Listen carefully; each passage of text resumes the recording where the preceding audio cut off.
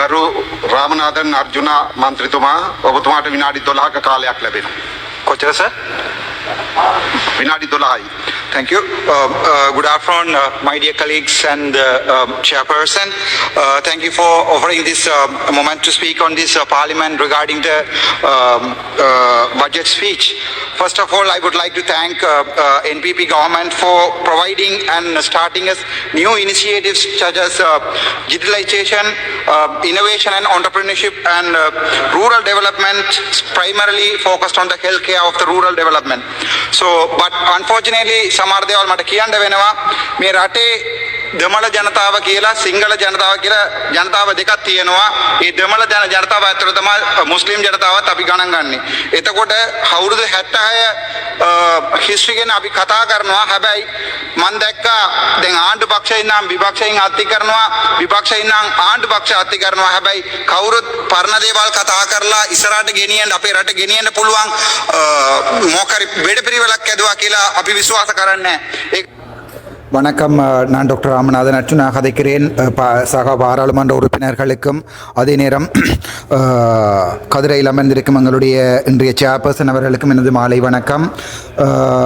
இந்த நிமிடங்களிலே நான் உங்களிடம் ஒரு சில விடயங்களை முக்கியமாக சொல்ல வேண்டும். எனக்கு இவ்வாறான ஒரு சந்தர்ப்பத்தை அளித்ததுக்கு மிகவும் நன்றி. முக்கியமாக எங்களுடைய நாட்டிலே இந்த வரவு செலவு திட்டத்திலே புது விடயங்களை அமல்படுத்தியிருக்கிறீர்கள். அதிலே எங்களுக்கு மிகவும் சந்தோஷம். அதிலே ஒன்றுதான் கிராமிய புறங்களில் உள்ள வைத்தியசாலைகளை மேம்படுத்துவது. அது தவிரவும் முயற்சியாளர்கள் மற்றும் கண்டுபிடிப்பாளர்களை ஊக்குவிப்பது போன்ற விடயங்களை நீங்கள் ஏற்படுத்தியிருக்கிறீர்கள். எனக்கு அது சந்தோஷம். இந்த நாட்டிலே 2 விதமான இனங்கள் இருக்கிறது. அவை ஒன்றுதான் தமிழினம், மற்றது சிங்கள இனம். தமிழினம் என்று நாங்கள் பார்க்கும்போது தமிழர்கள் என்பது முஸ்லீம் மக்களையும் குறிக்கும். இந்த நாட்டிலே 76 வருட வரலாற்றை பற்றி கதைக்கிறோம். ஆனால் நீங்கள் பார்த்தால் தெரியும், ஆளுங்கட்சி சொல்லுகிறது எதிர்க்கட்சி தான் எங்களுடைய நாட்டிலே முக்கியமான பிரச்சனை என்று, எதிர்க்கட்சி சொல்கிறது ஆளுங்கட்சி தான் எங்களுடைய நாட்டிலே முக்கியமான பிரச்சனை என்று. ஆனால் ஆளும் கட்சியோ எதிர்க்கட்சியோ இந்த நாட்டிலே மக்களுடைய நிம்மதியான வாழ்க்கைக்கு எந்த ஒரு செயற்திட்டத்தையும் இதுவரையும் முன்வைக்கவில்லை என்பதுதான் எங்களுடைய தமிழ் மக்களின் கருத்து. හොඳ උදාහරණයක් තමයි අපේ කමියුනිටිස් දෙකකට මැදේ කොමියුනිකේෂන් ගැප් එකක් තියෙනවා. ගොඩක් වෙලාවට උතර ඉන්න ජනතාවට සිංහල කතා කරන්න බෑ, දකුණ ඉන්න ජනතාවට දෙමළ කතා කරන්න බෑ. එතකොට எங்களுடைய நாட்டில் இருக்கின்ற முக்கியமான பிரச்சனை தான் சிங்கள மற்றும் தமிழ் மக்களுக்கு இடையிலான கம்யூனிகேஷன் கேப் என்று சொல்வார்கள், தொடர்பாடல் இடைவெளி. அந்த வடக்கு மக்களை எடுத்து பார்த்தீர்களானால் பெரும்பளவான வடக்கு மக்களுக்கு சிங்களம் கதைக்க முடியாது. தெற்கு மக்களை எடுத்து பார்த்தீர்களாக இருந்தால் பெரும்பளவான சிங்கள மக்களுக்கு தமிழ் கதைக்க முடியாது. 1970 කාලේ මොකද වුනේ? අපිට කතා කරන්න දෙන්නේ නැතුව අපේ බෙල්ල මිරි කරා. එතකොට තමයි 1970 අපිට ලොකු විශාල ප්‍රශ්නයක් වුණා. ඊට පස්සේ உங்களுக்கு தெரியும், 1970ஆம் ஆண்டுகளில் இருந்து எங்களுடைய குரலை வெளிவராமல் வைப்பதற்காக எங்களுடைய குரல்களை நெருக்க தொடங்கினீர்கள். 1976ஆம் ஆண்டு தமிழீழ பிரகடனம் என்பதை தந்தை செல்வா அவர்கள் உங்களுக்கு முன்மொழிந்தார். 1983 මොකද වුනේ? 1983 අපේව මරලා දැම්මා, කෑලි කෑලි කපලා දැම්මා. මම එකක් 1983ஆம் ஆண்டு என்ன நடந்தது? 1983ஆம் ஆண்டும் எங்களுடைய மக்களை துண்டு துண்டாக வெட்டி போட்டீர்கள். කියන්න කැමැති මම පොඩි කාලේ ඉන්නකොට මම ස්කෝලර්ෂිප් කරේ 1993 ඒ කාලේ ඉන්නකොට මම කවදාවත් එක සිංගල මිනිහාවත් දැකලා නැහැ. එතකොට අපිට කියලා තිබ්බ මොකද්ද? සිංගල මිනිහා කියන්නේ බඩ මේම කරලා කන්න පුළුවන් ජාතියක් කියලා තමයි. நான் 1993ஆம் ஆண்டில் ஸ்காலர்ஷிப் எடுக்கும் வரைக்கும் எங்களுக்கு சொல்லப்பட்டது சிங்கள மக்கள் என்றால் எங்களுடைய வயிற்றை கிழித்து உண்ணக்கூடியவர்கள் என்ற ஒரு பிரமிப்பை எங்களுடைய நாட்டிலே ஏற்படுத்தி இருந்தீர்கள். කියලා තිබ්බේ. ඒ වගේ ඕගොල්ලෝට සමහර වෙලාවට මාතින් කියලා ඇති දෙමළ මිනිස්සු කියන්නේ බෝම්බේ පුපුරලා මාලිගාව පුපුරලා මිනිස්සු මරන්න කියලා ඒ විදිහට තමයි ඕගොල්ලෝ හිතාගෙන හිටියේ. හැබැයි உங்களுக்கும் தெரியும், உங்களுக்கும் சில நேரம் சின்ன காலங்களிலே ஞாபகம் இருக்கும், தமிழ் மக்கள் என்றால் தற்கொலை குண்டுதாரிகள், தலதா மாளிகைக்கு குண்டு வைப்பவர்கள், மக்களை கொலை செய்வதற்காக குண்டு வைப்பர் என்றுதான் உங்களுக்கும் இந்த மீடியாக்கள் எங்களை விளங்கப்படுத்தி இருக்கும், எங்களை பிரதிபலித்து இருக்கும் தமிழ் மக்களை. 2009 පස්සේ අපි දැන් ජාති දෙකම එකතු වුණාට පස්සේ අපිට හොඳ අන්ඩර්ස්ටෑන්ඩින්ග් එකක් ඇවිල්ලා තියෙනවා. දැක්කම බලන්න මේ පාර්ලිමේන්තුවේ පක්ෂ 2009 ஆண்டிற்கு பிறகு எங்களுடைய இரு இனங்களுக்குமே நல்ல ஒரு புரிந்துணர்வு ஒன்று வந்திருக்கிறது. විපක්ෂ වුණොත් අපිට කතා කරන විදිය කොච්චර හොඳයිද කියලා பாருங்கள், அரச கட்சியாக இருக்கலாம், எதிர்கட்சியாக இருக்கலாம், இவர்கள் எங்களிடம் கதைக்கும் போது எவ்வளவு நல்ல விடயமாக கதைக்கிறார்கள். சிங்களம் தமிழ் என்ற வேறுபாடு இல்லாமல் தான் பாராளுமன்றத்திலே இருக்கிறோம். අපි ගම්වල ගියාම අපි කරන්නේ මොකද්ද? අපි ආයේ ජාතිවාදී ආවුස්සනවා දෙමළ මිනිස්සු මරන්න ඕන කියනවා. හොඳ උදාහරණයක් තමයි. අපි அதன் பிறகு நாங்கள் வீடுகளுக்கு போகும்போது அல்லது எங்களுடைய கிராமங்களுக்கு போகும்போது என்ன செய்ய சொல்கிறோம்? மீண்டும் சொல்கிறோம், தமிழ் மக்களை கொலை செய்ய வேண்டும், சிங்கள மக்களை கொலை செய்ய வேண்டும் என்று நாங்கள் சொல்லுகிறோம். නාවල තිබ්බා තයිටි කියලා පන්සලයක්. අපේ මන්දිරලා 6 දෙනෙක් ඉන්නවා 5 දෙනෙක් කිව්වා ඒක කඩන්න ඕන කියලා. හැබැයි මම නම් විශ්වාස කරනවා මේ රටේ එක පන්සලයකක් කැඩුවොත්, එක කෝවිලයක් කැඩුවොත්, එක සර්ච් එකක් කැඩුවොත් ආයේ ජාතිවාදී උසන්න. உங்களுக்கு தெரியும், எங்களுடைய வடக்கிலே தையிட்டி விகாரை ஒன்று இருக்கிறது. அந்த தையிட்டி விகாரை இடிப்பு சம்பந்தமான பிரச்சனையிலே 5 பாராளுமன்ற உறுப்பினர்கள் வடக்கிலே ஜாழ்ப்பாணத்தில் இருக்கிறார்கள். அவர்கள் 5 பேரும் சொன்னார்கள் அது சம்பந்தமாக இடிக்க வேண்டும் என்று. ஆனால் உண்மையிலே மற்ற, அதாவது மௌனம் என்பது சம்மதத்துக்கு அறிகுறி என்பார்கள். அதற்காகத்தான் அந்த 5 பேரையும் அப்படி நான் சொல்லியிருக்கிறேன். ஆனால் நான் நினைக்கிறேன், இந்த நாட்டிலே ஒரு கோவிலை இடிப்பதாலோ, ஒரு பன்சலை இடிப்பதாலோ, ஒரு சர்ச்சை இடிப்பதாலோ ஒரு நிரந்தரமான சமாதானத்தை ஏற்படுத்த முடியாது. அதனால் தான் நான் ஜனாதிபதியிடம் சொல்லியிருக்கிறேன்.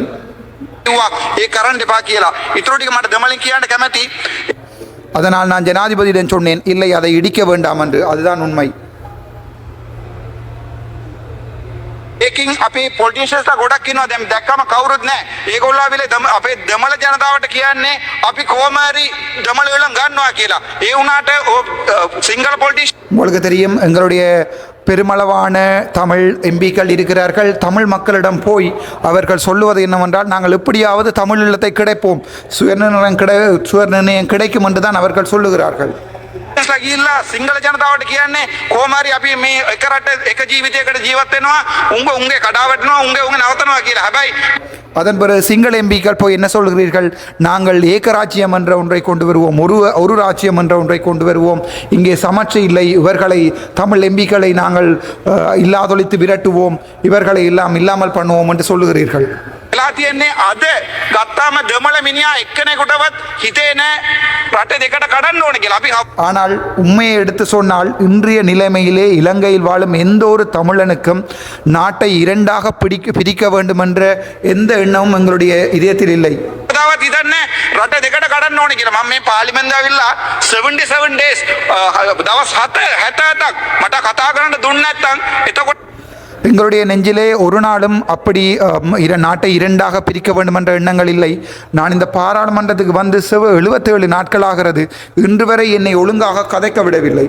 මට පිට හැසිරෙන්න වෙනවා රස්තවාදී විදියට. එතකොට ඔන්න මේ එකෙනෙක් කිව්වා මට පිසු කියලා. දැන් අන්තිමට කතා කරන්න වෙලාව දීලා තියෙනවා. හැබැයි அதன் பிறகு என்னால் அப்படி நீங்கள் என்னுடைய குரலை நொடுக்கும் போது நான் ஒரு தீவிரவாதியாகத்தான் செயற்பட வேண்டியிருக்கும். அப்போது ஒருவர் சொன்னார் எனக்கு மனநோய் என்று. ஆனால் இன்று எனக்கு தாராளமாக கதைப்பதற்கு நேரம் கிடைத்திருக்கிறது. මම අන්ඩ්‍ර කුමාර දිසානායක ආණ්ඩුවට එකක් මම සුදිවන්ත වෙනවා මේ වගේ හොඳ බජට් එක අපිට දුන්නාට. හැබැයි ඔයගොල්ලෝට පපොට් ටිකක් රිදෙනවා. මම ඒ ටික කියන්න ඕනේ. நான் எங்களுடைய அனுரகுமார சாநாயக அவர்களுக்கு மிகவும் கடமைப்பட்டும் நன்றி உணர்வுடன் இருக்கிறேன். எங்களுக்கு இந்த மாதிரியான ஒரு நல்ல ஒரு பட்ஜெட்டை கொண்டு வந்ததுக்கு. ஆனால் நான் சிலது உங்களுக்கு சொல்ல வேண்டும். நான் சொல்லும்போது உங்களுக்கு இதயம் வலிக்கும். அதற்கு நான் ஒன்றும் செய்ய முடியாது. ඔගොල්ලෝ කතා කරා ජැෆ්නා லைப்ரரி ගැන. ஜாழ்ப்பாணம் லைப்ரரியை பற்றி நீங்கள் கதைத்திருந்தீர்கள். 100 மில்லியன் ஒதுக்கி இருக்கிறதாக. அந்த 100 மில்லியன் என்பது மொத்த கேபிட்டல் டோட்டல் எக்ஸ்பெண்டிச்சரிலே அது மொத்தம் 1315 மில்லியன். அதிலே யாழ்ப்பாணம் லைப்ரரிக்கு ஒதுக்கப்பட்டது 0.0076 வீதம். பிச்சை போடுவது போன்று யாழ்ப்பாணத்துக்கு ஒரு 100 மில்லியனை ஒதுக்கி இருக்கிறீர்கள், பரவாயில்லை.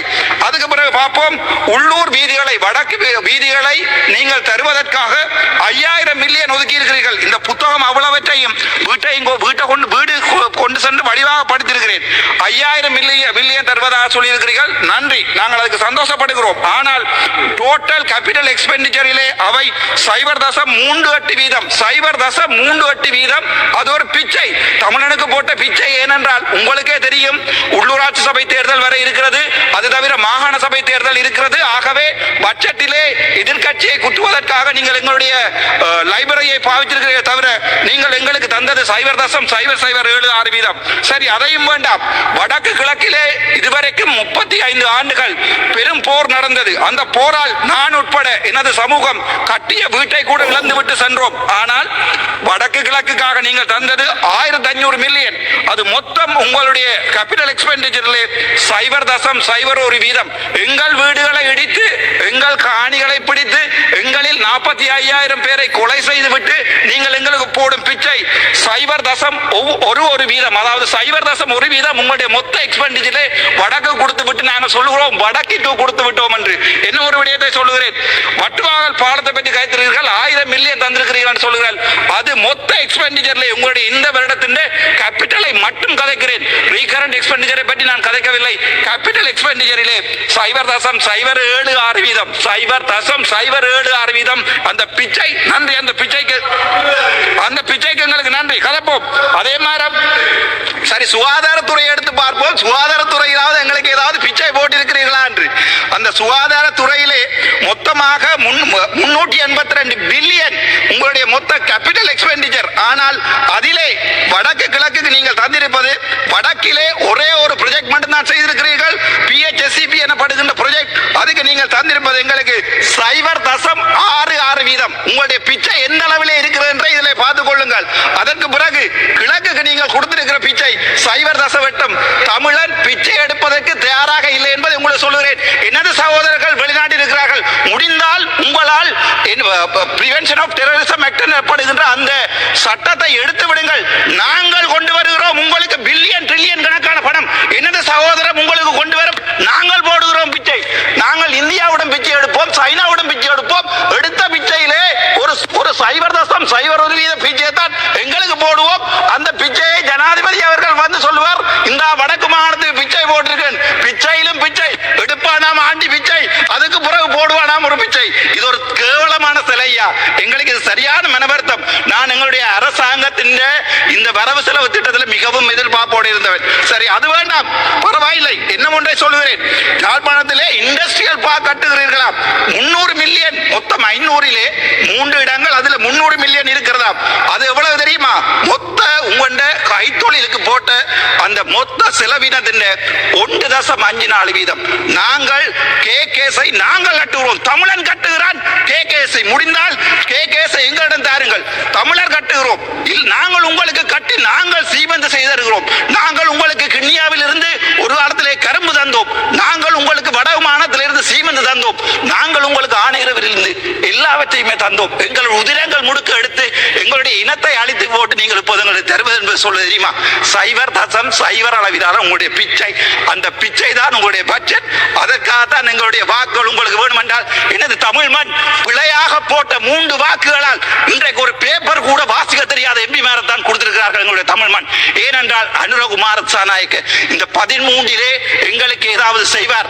13 நாங்கள் இப்போது சிங்கள மக்களுடனும் தமிழ் மக்களுடன் ஒன்றாகத்தான் வாழ ஆசைப்படுகிறோம்.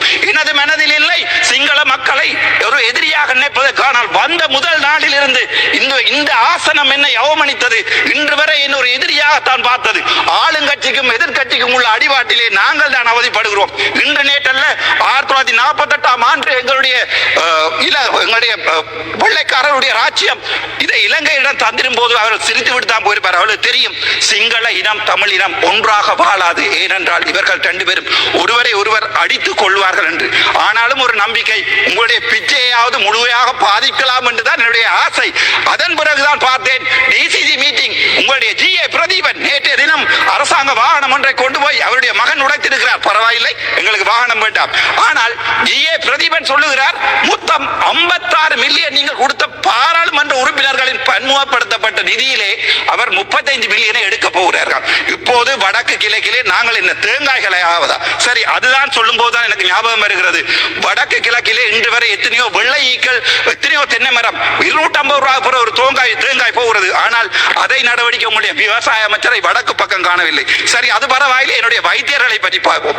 ஒரு வைத்தியன் ஒரு கார் ஒன்றை வேண்டுவதாக இருந்தால் 50,000 ரூபாய் படி மிச்சம் பிடித்தால் அவனுக்கு 40 ஆண்டுகள் சேமிக்க வேண்டி இருக்கும் இந்த நாட்டிலே.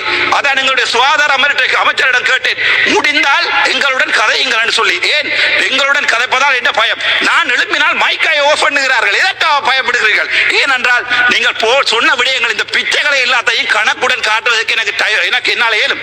அது தவிர நாங்கள் எதிர்பார்ப்பது தமிழ் சிங்கள மக்கள் ஒன்றாக வாழ வேண்டும் என்று. ஆனால் அனுரா அரசாங்கமோ அல்லது எதிர்கட்சியில் இருக்கும் அரசாங்கம் மறுபடியும் அரசாங்கமாக அந்த பக்கம் போயிருந்தாலும் எங்களுடைய பிரச்சனையை உங்களுக்கு முடிக்க விருப்பமில்லை. ஏனென்றால் நீங்க சொன்னீங்க பிடிஏ எடுப்பதாக. இப்போது நீதியமைச்சர் கேட்கிறார், பிடிஏல இருப்பவர்களுடைய லிஸ்டை தாருங்கள் என்று. கேவலம். எனது சகோதரர்கள் எங்களை உங்களுக்கு என்ன ஒன்றை சொல்கிறேன், மிக சிங்களிங்க கமிட்டி அப்பே ஐயால் அக்கலா பணஸ்பந்தாக் மருணே அப்பே ஜனதாவலிங் அதுலேயும் நாங்க இல்ல ஏகோல உடிங்கி நான் பஹலனே பழையாடு ஏகோல அப்பே ஜனதாவின். என்னுடைய தமிழ் இனத்திலே 55,000 என்னுடைய அக்காமாரும் அண்ணாமாரும் செத்தது எங்களுடைய மக்களில் இருந்து. அவர்கள் வானத்தில் இருந்து குதிக்கவில்லை. அதை உங்களுக்கு நான் சொல்ல விரும்புகிறேன்.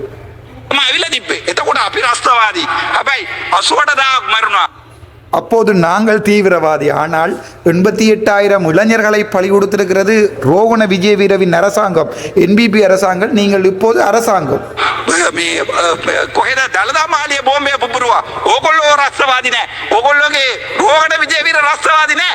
අපේ ප්‍රභාකරන් රස්තවාදී. එක මේක හේතුව අපි දෙමළ, ඕගොල්ලෝ සිංහල. හැබැයි අපේ ජෙනරේෂන් එකටත් ඒක ඔළුවට නෑ.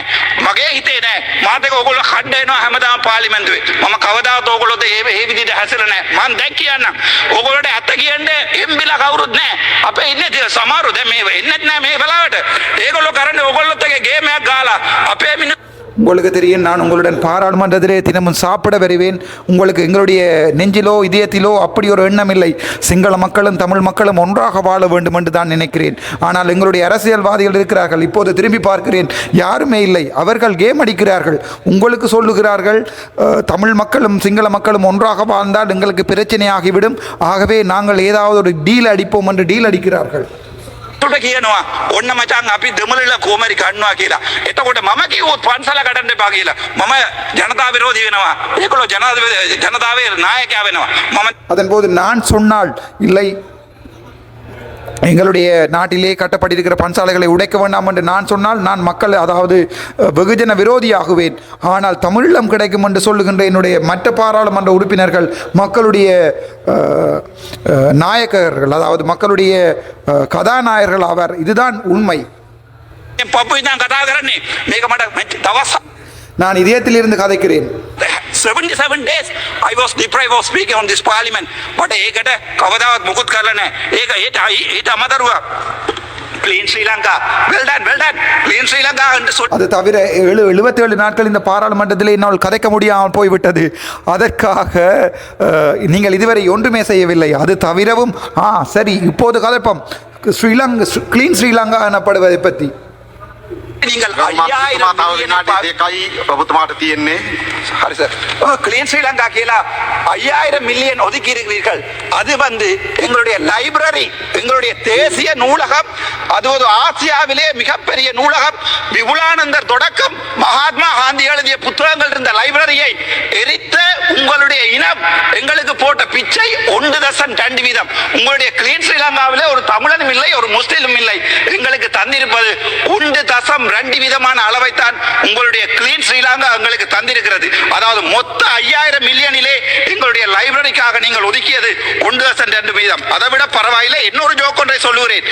ரைட், உள்நாட்டு வெளிநாட்டில் இடம்பெயர்ந்தவருடைய வீடமைப்புக்கு 1500 மில்லியன் ஒதுக்கியதை போன்று அதே போன்று நீங்கள் உங்களை பார்த்தால் தெரியும், எங்களுடைய தீவகங்களிலே குடிப்பதற்கு தண்ணி இல்லாமல் எங்களுடைய சனம் இறந்து கொண்டிருக்கிறது.